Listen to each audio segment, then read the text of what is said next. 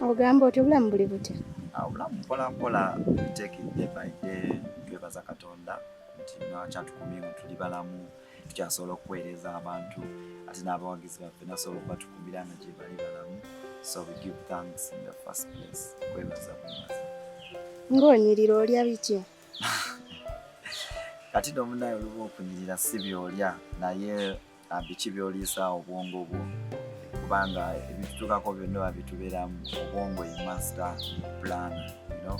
So kati nze kyemmanyi bwongamba nti nyirira bwe bali kusiima naye neewa emirembe ng'omuntu ngezaako nnyo okubeera ku byange. I mind my own business. Sibira nnyo ku bantu naye olumu abantu beemalako bokka emirembe abalowooza abantu wala n'oli ali ku kiro kitegera. So personally njagala nnyo okwewa emirembe mu ngeri yange. Mbadde mmanyi bimaama bye bibikola, manyi batugamba oli muntu waabyo nnyo. Ate namunaye kati ate jjukira bw'oba toli wa bimaama ennaku zino nakyo kyeraliikiriza mu kuba emize mingi egigenda mu maaso mu ggwanga oli abe gyesitaza. So bimaama Mukama waba atubulesinze nabyo, ekyo kirungi, naye nga okunyirira nga bwegambye kiva ku nga gw'omuntu nga weeyagala, nga weefaako. Let me tell you, ne bwe bakwagala batya nga gwe teweeyagadde tosobola kunyirira, tosobola kubeera fine. So personally ng'omuntu neeyagala era newonsanze wano ndi ku gym ngenda ku exercisingamu, not because nti sirina birala byakukola naye nga nange omuntu neteekamu obudde, neneewa obudde. Sometimes we give out so much to other people than we actually give to ourselves. Tulabyewo abayimbi bangi abattanidde bimaama, abatannaba nabo bawagira bafune. Kakati nti kisinziira kubanga n'okujja ne bagamba nti muganda wa ate yakuterire kuba eddala. Wadde ebibi tebyenkanankana naye ate nze nzikiriziganya nti supporting a man to woman oli bw'aba nga atuuse mu myaka egifolinga mu laavu oba egideetinga, I go for that, sikirako buzibu. Though si kirungi kugamba nti oli tayagala kukola yanoonya muntu alina kudeetinga muntu alina ssente, oba mwana ng'anoonya musajja alina ssente, oba mulenzi ng'anoonya mukazi alina ssente. Si kituufu. Bwenga gwe omuntu gw'olina osooka okwekkiririzaamu n'okozesa abilities zo, because bw'otekkiririzaamu ate tiragenda kukkiririzaamu. Batugambe kimaama kyagala kuyiwa mu mmotoka.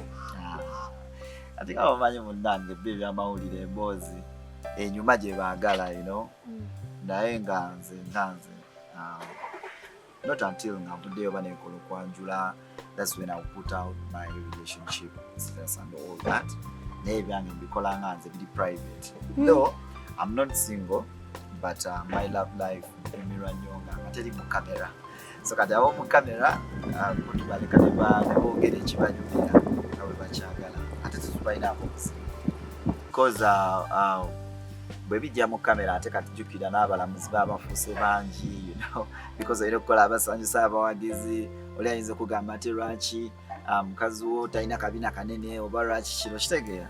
Ate nga jjukira olumu omuntu okyekoledde nga gwe omuntu, because besides us being like public figures and celebrities and all that, tuyina like personal lives ng'abantu. Mine life living. So personally, my love life nyumirwa nnyo nga si bya kamera. Kati baby obadde bugamba chosen oyo obulese oti? Baby just bwera busigale nga bunyumirwa endongo, kubanga byembuwa bingi ate era ne bwe nandibadde ndi single bwonera badde sinza bwagala bwonna, so sometimes when you find somebody gwosobola okukwatagana muko naye tekiba kibi, because ne single life eyo naye nayo tenyuma nnyo. Musically oli kuki? Musically awensinga okwagala okunyumya. Tulina akayimba akapya kakola bulungi nnyo bakayita munnange, because panga dene mbadde nkola music byagala kupeshana whatever X sibyakyalo. When you look at the style natandika nayo nga nyimba pressure love to be specific, yalina audience ng'abantu abakulu nga bano abayimbira abakola emikolo and all that. So wabadde ndeseewo kogga audience yange nga ndodo bawayo akayimba bwe katyo. So twakoze akayimba munnange kayimba kakwanjula era nsaba nkuyimbiremu katono. abebuuza lwaki nkujanjawaza bebakulemwa yadde bakulemwa tebatulaba nga tuli ku mbaga balaboncaye nze ndi wakakola kanyama ubanga bebyapika kasala uyatapika fo baby lover mwembantaye nze muno nawe gwe munange naye ate munange ng'onyumidde nnyo munange bino byasenga munange bino bimpeera mama bino byabako munange bino binkwasiza taata. So kikabuka kiri ku TikTok abaana bagamba tutabayimbira kayimba kano tebajja fulumayo mu bisenge nga bazobanja.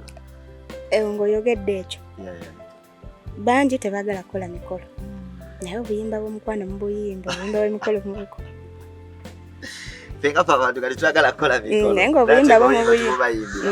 I know because mwana olaba eri business ekisokera ddala tulina obuyimba ate nga tuzene ku by'obuntu buli mwabeera ne priority list ye like on your list olina priorities like this year njagala nkole kino njagala nkole kino njagala nkole kino. So si nti omuntu aba tayagala kwanjula oba kola kino kwa time kiyinza okuba si kyekiri ku list yo. Oli ku list agamba this year I want to build a mansion, I want to get myself a beautiful car. Then go agamba I know this year before even I build a house nitaaga okwanjula, so test and preferences kusinzira ku buli omukyayagala. Yo bwenga oyogeddeko emabega omuno toyagala love life y'okugiteeka in public. Dresscan ye yagiteeka in public omuwa amagezi kinga otwalabe waneno yayamene kibidi y'omwana wo. I know kati mwana ebyamaka byo byamaka ate si kirungi kubisekerera oba kubicriticizinga ne just kubiyigiramu because teryatuukiridde ate n'abantu beeyagala mu ngeri zaabwe ez'enjawulo. Oyinza olaba nga balwana era ate nga beeyagala then nolaba bali ate abatalwana oba abatayomba nako naye nga omukwano guli fake so kati ebyalaavu bizibu bitegeerekekwa anti ali maama omu omwana omu bataata babiri. Ali maama omu omwana omu bataata babiri. Ye firimu gyalimu. Kati firimu eyo bambi si nyangu naye musabira nga muyimbi munange Katonda mukwasizeko because buli muntu afuna challenge si bayimbi feka nti kati tugambe byafunye mu family issues ziri everywhere mu politician mu business people so tetuyinza basekerera naye kubasabira Katonda amukwasizeko asobole okustiye like on your list on your priorities like this year njagala nkole kino njagala nkole kino njagala nkole kino. So si nti omuntu aba tayagala kwanjula oba kola kino kwa time kiyinza okuba si kyekiri ku list yo. Oli ku list agamba this year I want to build a mansion, I want to get myself a beautiful car. Then go agamba I know this year before even I build a house nitaaga okwanjula so test and preferences kusinzira ku buli omukyayagala. Yo bwenga oyogeddeko emabega omuno toyagala love life y'okugiteeka in public. Dresscan ye yagiteeka in public omuwa amagezi kinga otwalabe waneno yayamene kibidi y'omwana wo. I know kati mwana ebyamaka byo byamaka ate si kirungi kubisekerera oba kubicriticizinga ne just kubiyigiramu because teryatuukiridde ate n'abantu beeyagala mu ngeri zaabwe ez'enjawulo. Oyinza olaba nga balwana naye ate nga beeyagala then nolaba bali ate abatalwana oba abatayomba nako naye nga omukwano guli fake so kati ebyalaavu bizibu bitegeerekekwa anti ali maama omu omwana omu bataata babiri. Ali maama omu omwana omu bataata babiri.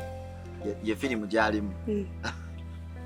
Kati firimu eyo bambi si nyangu naye musabira nga muyimbi munange Katonda mukwasizeko because buli muntu afuna challenge si bayimbi feka nti kati tugambe byafunye mu family issues ziri everywhere mu politician mu business people so tetuyinza basekerera naye kubasabira Katonda amukwasizeko asobole okuvunuka challenge ate neze love life because naye alabika alina kyayagala ng'omuntu ate olumu abantu bubayinza tebakiraba